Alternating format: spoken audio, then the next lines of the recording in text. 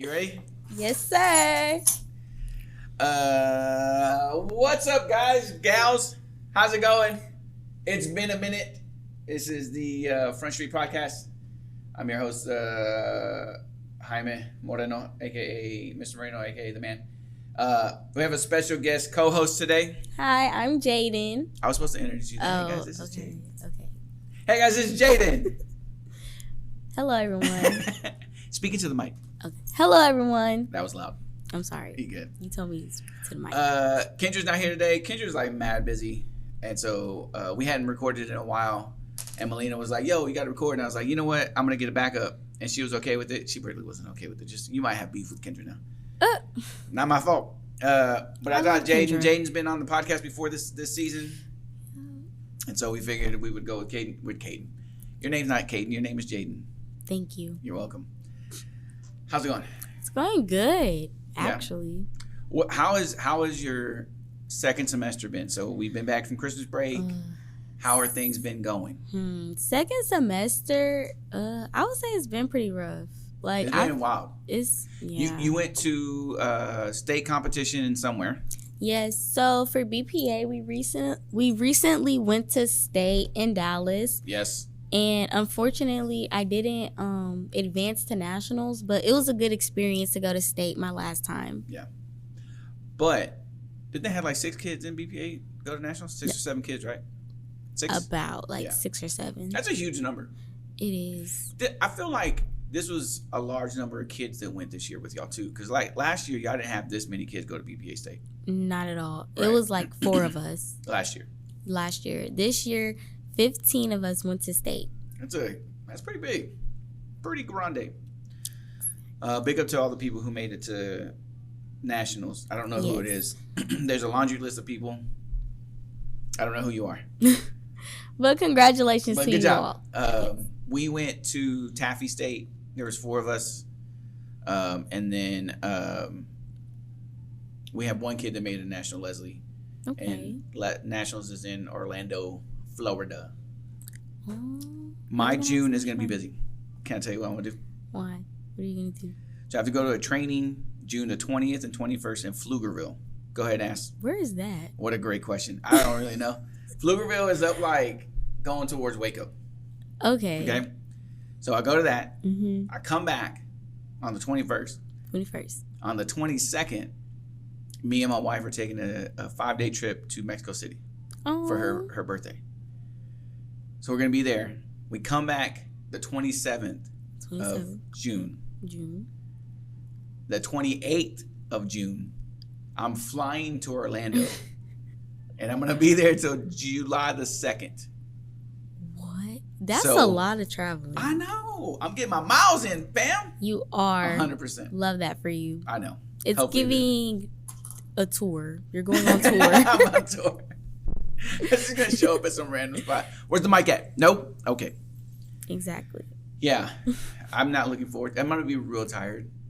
I could tell. Like, I'm really, like, legit excited for Mexico City. We've never been as a couple to Mexico City. Aww. And we're celebrating her birthday. And so, like, we're going to have, it's going to be fun. We already got plans for what we're going to do. We're going to The Orlando thing, I think, honestly, like, I want Leslie to have a really good experience. She's a senior. This is her one time to ever go to nationals. So we're going to do it up.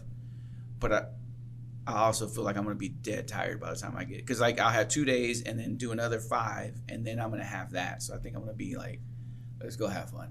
You are, because traveling, because me and my mom, we travel a lot, and it's a lot of energy that goes into it. Agreed. It's more energy than money that involves it. You're honestly right, because like ain't nobody comfortable in a plane. You can't get comfortable. You can't really nap good. You can't really sleep. Really? Yes. Not me, fam. I go to sleep on a plane easy. Not me. I used to when I was younger. When I was younger, I would be like, as soon as the like plane starts moving back to get to the runway, I'm like, I'm out. Exactly.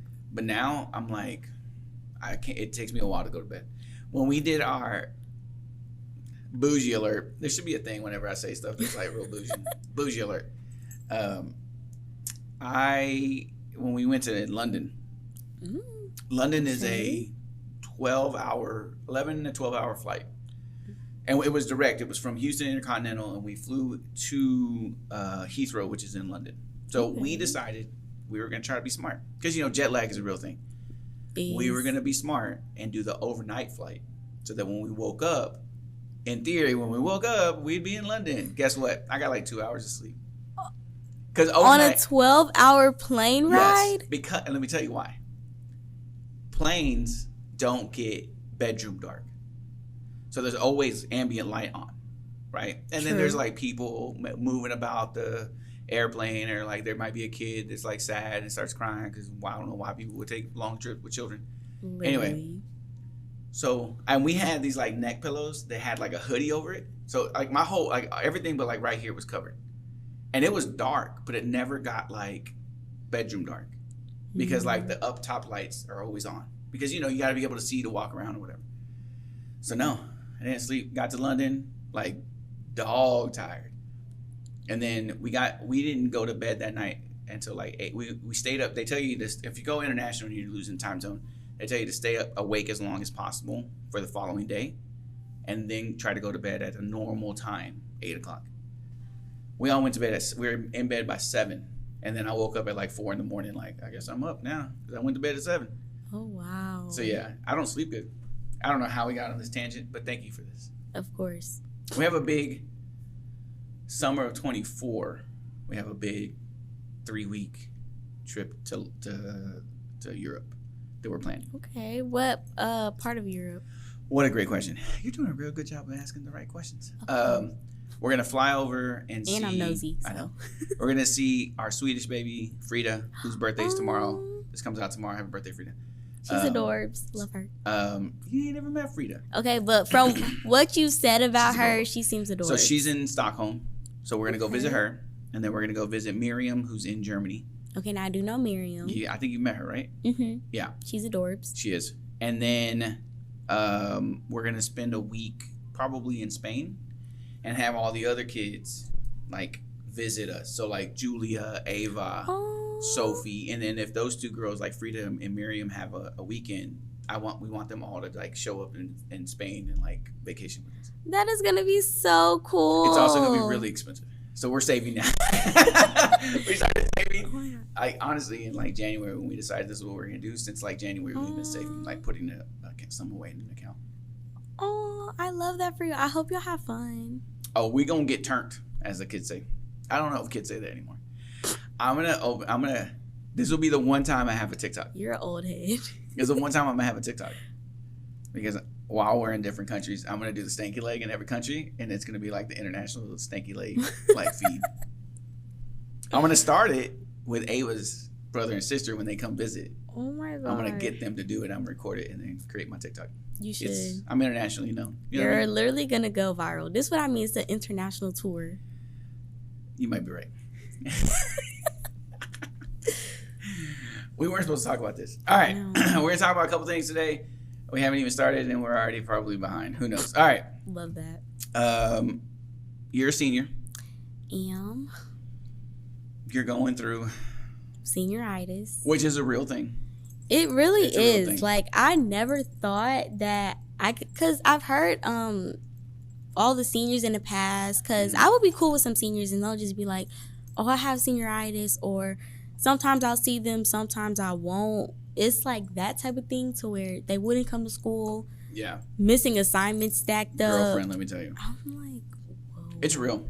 It is. You know why it becomes, this is my theory behind it. My theory behind it is, for most people, I'd say like 50% of the population went to pre-K. Mm-hmm. And then they have kinder, which is mandatory. And then they have 1st through 12th. So for some people, this could be year 14 of public education. And you can see the light at the end of the tunnel. Like, you know it's going to happen. Yes. And so I think what happens is your seniors just be like, why am I doing this? I've been doing this for too long. And so you turn into the, like, I don't want to. Right. And you want to know what the problem with that I don't want to. They don't go away. They stay. Like, once you get that mentality of, I really don't want to do this, then everything you have to do, you're like, oh my God, don't. It's like you're dreading to do it. Yeah. And another thing I noticed is not even students are getting senioritis. A lot of teachers are teachers too. Get it. Yeah. Especially the ones who aren't going to be here next year. Yeah. So I agree. I go through usually around March, which right when spring break happens. I'm in the like, man, I could just sleep. I don't want to be here right now. And it like, you know, we're human. Like we have the same sort of things that happen to us. Like we're just not in the mood. Right. Honestly, before spring break, we don't get a break because whenever y'all got the break in January, or in February, whatever it was, we had to be here. Right. So from when we get back from Christmas break, we don't get a break until spring break. And then that's really another thing. I feel like teachers should get the same amount of breaks that students do. Because honestly, like, it gets stressful for everybody, not just students. And yes, we need a break, but y'all need one as well. Thank you. Of course. When you go from the beginning of the school year, you get Labor Day off, which is 1 day for us, right, in September. We don't honestly get more than 1 day off.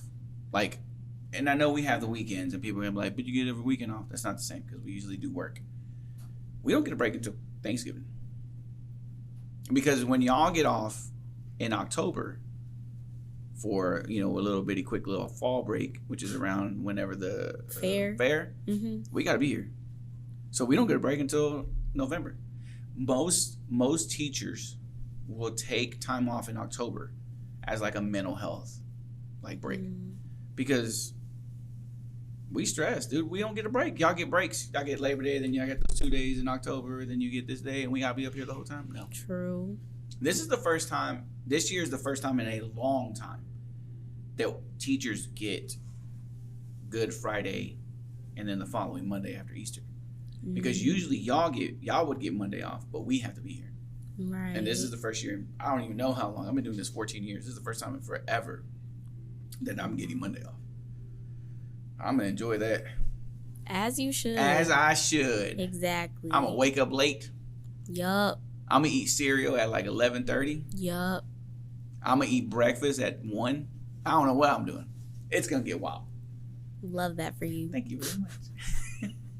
Do you feel like most seniors go through at some point their senior year, like senioritis? Yes. Honestly, but it could be a mixture of most things. Like seniors currently now, like some of them, they could just be lazy because they've been lazy their whole high school career. Right. Or the ones that have actually been working hard and busting their butts.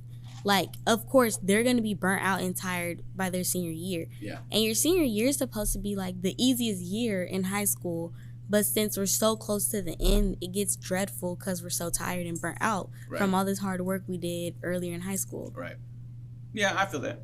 I think for most people, junior year is the toughest year.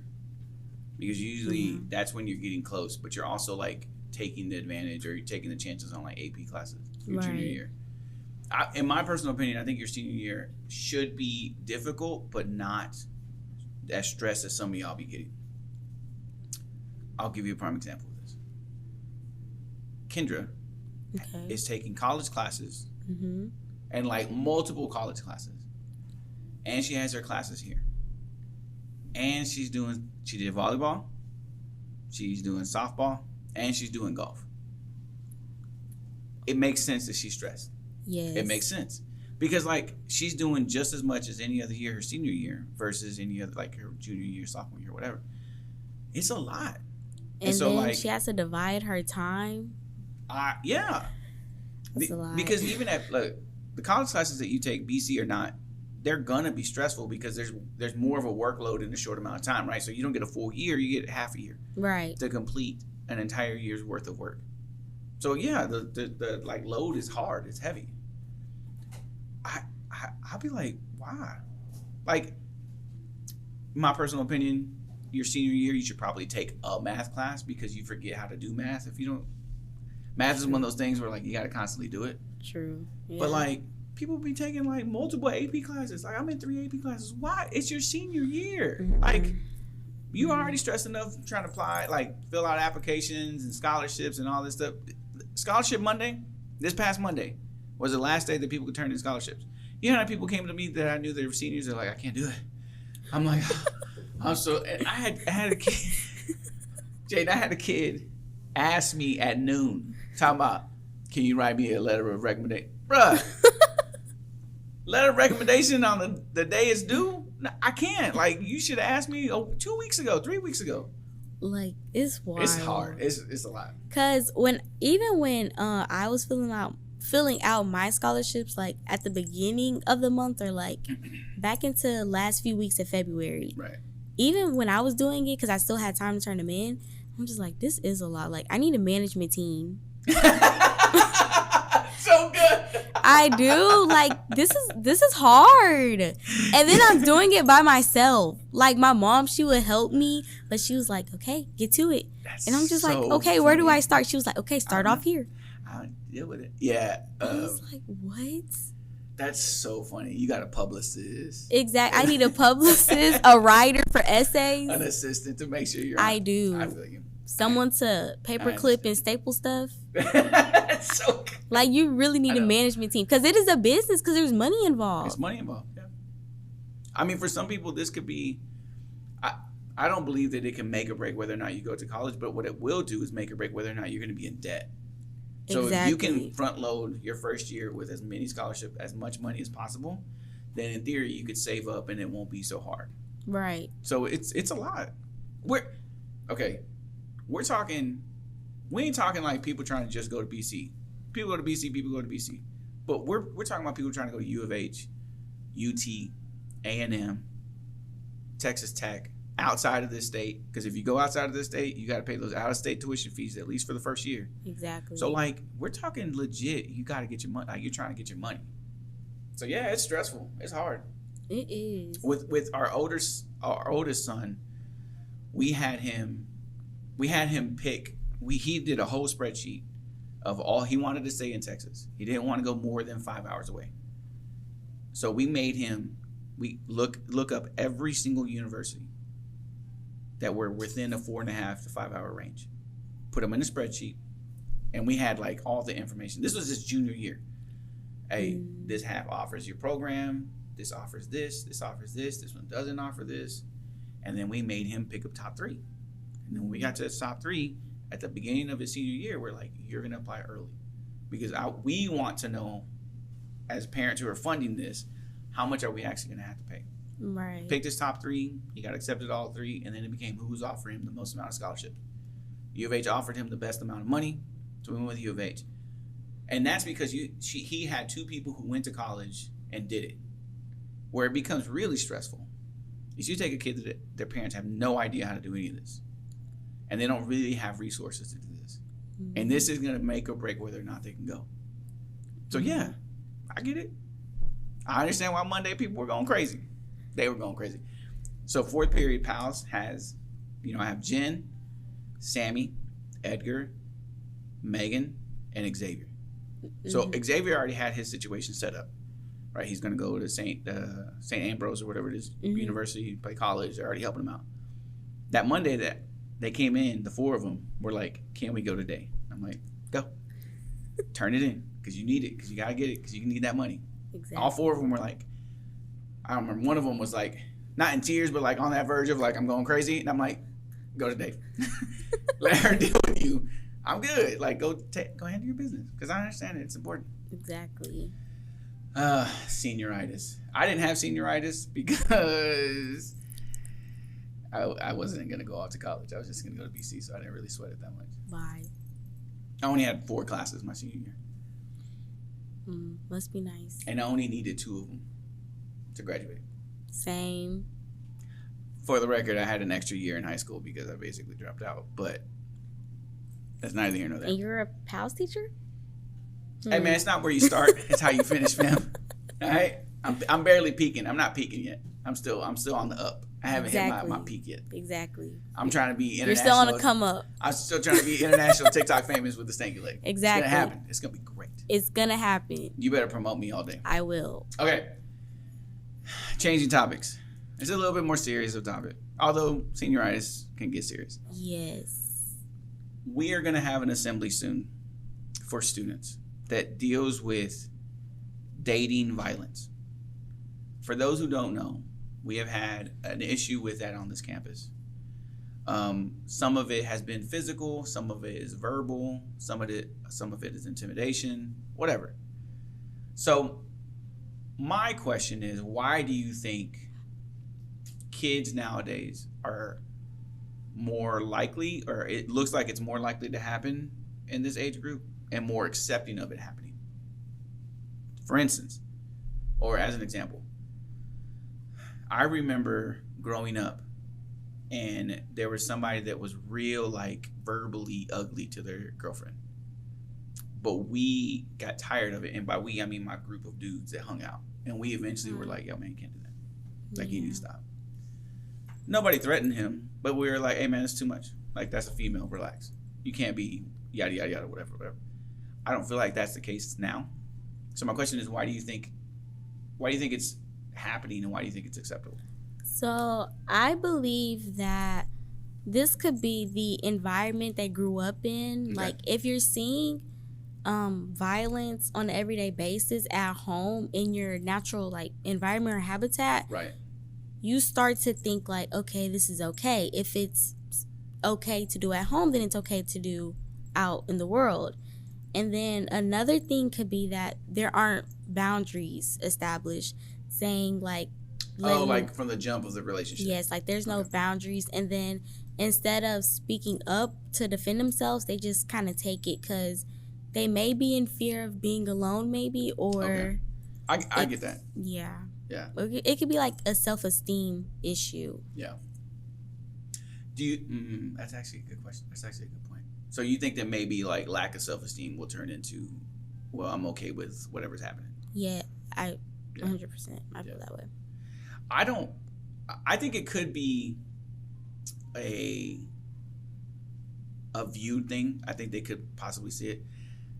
I don't watch everything that y'all watch, but there's a lot of shows that are on different platforms, Netflix or HBO Max or whatever, where like that type of stuff is just happens in the show, and a lot of people be watching these shows. I'm not saying, because I don't necessarily believe that like violence in video games equals you're gonna be a violent person per se, but I do think that maybe because TV media is accepting of it more so, that like, it could turn into like, well, that's just what it's supposed to be like. Yeah, like it's more normalized. Yeah. Where I get, when I see something or when I hear about something and I get really disappointed is when you hear about it and people will express like, hey, you can't be doing that. Right. And then they just still are in that relationship regardless. It's like, listen, if that person's going to put their hands on you at any point, whether it's shoving you or hitting you, or even if they're going to yell at you once, they're going to always do it. Exactly. So why are we in these relationships with these people? Because because a person will do what you allow. 100%. So if they do it once and you don't respond to it or you let it happen, then they have it like, oh, okay, well, they're not going to do anything. I can do it again. Right. And then you'll see how far they go. Right. With the action. Do you think some of it is also lack of respect for their partner? Of course, because if you're able to disrespect your partner in public or put your hands on them and become verbally or physically abusive, that shows you don't have any respect for them. Yeah. Because in a relationship, you're supposed to keep like your partner secure and protect them. Like, if no one else does these things to them, then of course you're. Yeah, and for the record, I think that's vice versa, right? If you're a female in the relationship, you should, to your best ability, like exactly be that for that person. Right, like if I'm not gonna put my hands on you, I won't let no one put their hands on you. Right. But of course, it's like in relationships, it's like y'all against the world, but it's more like y'all are against each other. Right. Wild. Exactly. I don't get it. It's like, okay, so Krishan and Blueface? Yes, unfortunately I do. They're crazy. They're crazy. They are. Hold on. She is crazy. He is too. But so is he. They're both crazy. They are. And they be putting their stuff out like in public. Exactly. Like recording everything. While they just like, it's like, bruh. But okay, I think that's where my viewpoint on, because people see it and normalize it, it's normalized on media. Right. Then maybe they think that's what it's supposed to be like. Exactly. You know what I'm saying? Like, social media plays a big part when it comes to things like this because, of course, social media has, like, brainwashed people to accept the bare minimum or to accept abuse. Yes. I 100% agree. I think, like, whatever the situation is, like, people be like, oh, I'm going to be a billionaire. No, you're not. Like, relax. Just because you see one person make it. The one person make it mentality can ruin a community. Let me give you a prime example of this. Okay? I got a point. Let me explain. Okay. I'm gonna use Angleton just a little bit as an example, but I'm sure it has happened here. Years ago, there was a young man that played in Angleton by the name of Quandre Diggs. Oh, that's my cousin. Yes. I was there. I was a junior high coach, but I got to meet Quandre. He's a good kid. Also, genetically, one of the best athletes I've ever seen, like, in my entire life. And I grew up with his older brother, Quentin, who at the time, whenever I was in school, I thought Quentin was the greatest athlete I've ever seen. For his size, I think Quandre is one of the best athletes ever. So here's what happened. Quandre was going to make it because he had the pedigree in the sense of genetics. His brother had already made it. He had the work ethic. That dude worked harder than anybody I ever seen. Like, legit. By his junior year, he knew he was going to UT. He had already had, an offer, and he had already accepted it. So what happened was there's people that were on that team that their parents felt like, well, if Quandre could do it, my kid could do it too. And your kid has to put in the same amount of effort. And I would get stopped at places, be like, why aren't you playing my kid? And I'm like, he's been playing with Quandre since they were kids. Like, he's just as good. And I'm like, no, they're not. No, he's not. No. Are we looking at the same kid here? Right. And, like, because of it, people thought because my kid can play on the same team, that they have the same potential. They gotta be able to. And so years after he left, there were still people who were like, man, if Quandre can do it, my kid can do it too. And I'm like, no. No. And you get that mentality of just because that person can, I can. And that's wild to me. Like, people be thinking. Because you could be on the same team as someone, but the potentials could be way different. Right. And of course, like, coaches are going to work with you to get everyone on the same level of potential. But if your kid doesn't reach that expectation, then they're not going to. And what I'm saying in this is, like, I think sometimes people see this person make it. And they think, oh, I'm similar to that person. So because that person could make it, clearly that means I'm. Do you know how many rappers come out of this county? Do you know how many actually make it? Not many. You might have one in like 1,000 people that put out a SoundCloud song.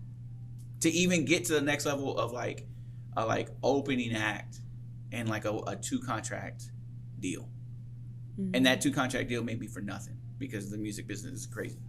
It is. But like, just because you heard of this one dude and you met him this one time at this one place and he got signed doesn't mean you gonna get signed. True. Everybody trying to be this person.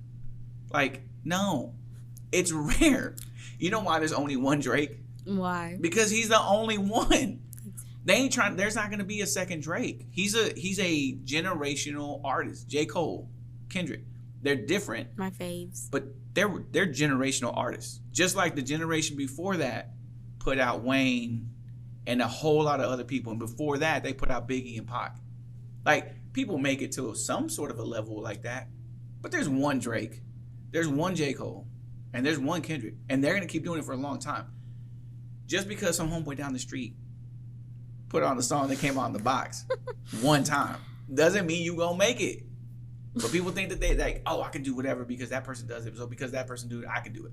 So in that world, I do believe that if you see people being violent with each other, especially when you're dating, I think they think, well, that's because if that person can, then that means I can too.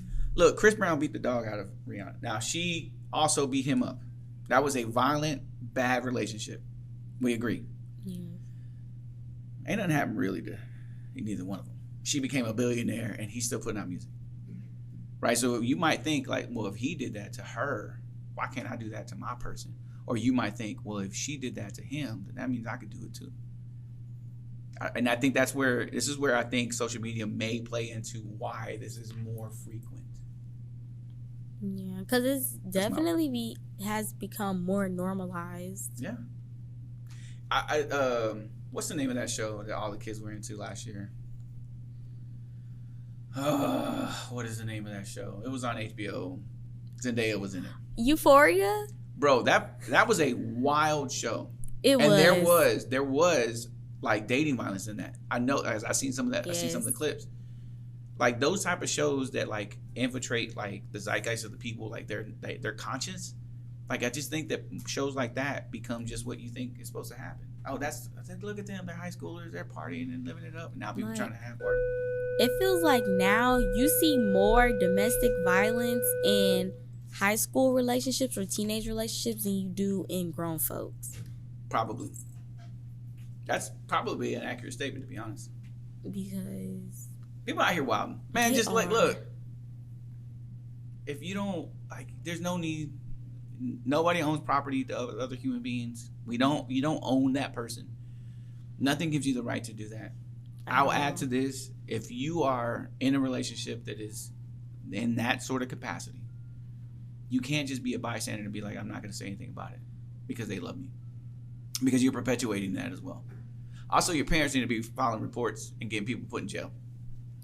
If your parents ain't going to say nothing about it and they don't put that person in jail, what you want me to do? What you want me to do? That's on the parents too. Like they got to stand up for their kids. Right. I Look, agree. If I had a daughter and somebody had the audacity to do anything inappropriate look, bro, sorry, we're going to have to deal with this a different way. That sounds real like gangster. I'm not trying to be that way. But like, I'm not going to let that happen. Exactly. If I ever found out that any of my sons decided that it was in their best interest to put their hands on somebody, I'd be like, no, you're not. I'll let them send you to jail. Exactly, because it's just so wild to me. I agree. Like, it don't make no sense. It doesn't. Because we're not even adults yet. I know. Like, I may be 18, but you're trying to do adult-ish situations when you're like 15 years old. Why? Exactly. Like, y'all aren't married. Y'all aren't like. And we've had this conversation. The likelihood of your high school romance person being the person you marry is so minimal. It's very slim. And in order for that to work out for the rest of your life is even less likely. You might marry that person one day, but they ain't going to be your person 20 years from now. You're going to be on to somebody else because you done got a divorce. It doesn't happen. It's rare.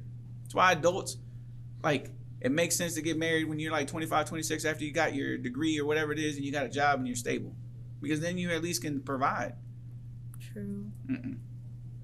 No Jesus. Sorry. What else you want to talk about? We gotta get going. We got any other topics? Any other topics you want to talk about? Mermaids Part 2. How about real quick? People need to stop with their nonsense about Little Mermaid and old girl being black. Literally, like, bruh, drop it. Oh my gosh. She's fantastic. She is. She has a great singing voice. Does. So she can sing the whole thing. She's adorable. She's an adorable little girl. I say little girl. I don't know how she is. She like 18, 19, 20? No, she's like in her 20s. Is she? Like early 20s. Oh, wow. She looks young. She looks like she's 12 and She's a sweetheart. I love her. Why are people tripping? I'm excited for it. Like, legit. Me too.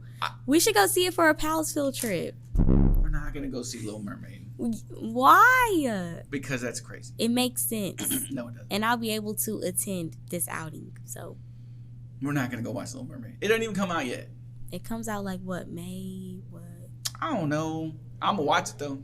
May. I might rent a movie theater just to watch that show.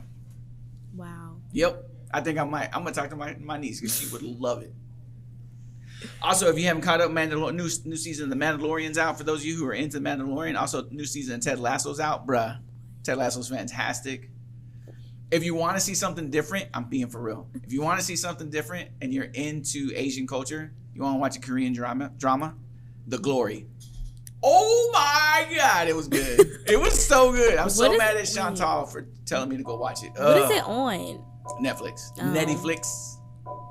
Also, stop sharing your password and your logins because evidently Netflix is coming for you. They're not. We might be doing ours too. Scamming has gotten really big in Netflix too. Yeah. There's a lot of really good shows, by the way, on Netflix that are coming out. Anyway, you got anything else before we head out? Because the bell just rang. I gotta, be a teacher. Oh yeah. Forgot about that. Don't go to Virginia. I said what I said. Rhino, why? Just why? Anyway, guys, like and subscribe. We're gonna head out because I gotta go teach. Also, little teaser. We are working on an audio podcast to come out on Spotify starting next school year. That's all I can tell you. More details to come. Also, pretty soon, I'm going to let y'all know who's going to be in season 3 with me because, y'all seniors and Kendra's a senior. I got to get some juniors. All right, that's the bell. Love you. Bye. Bye.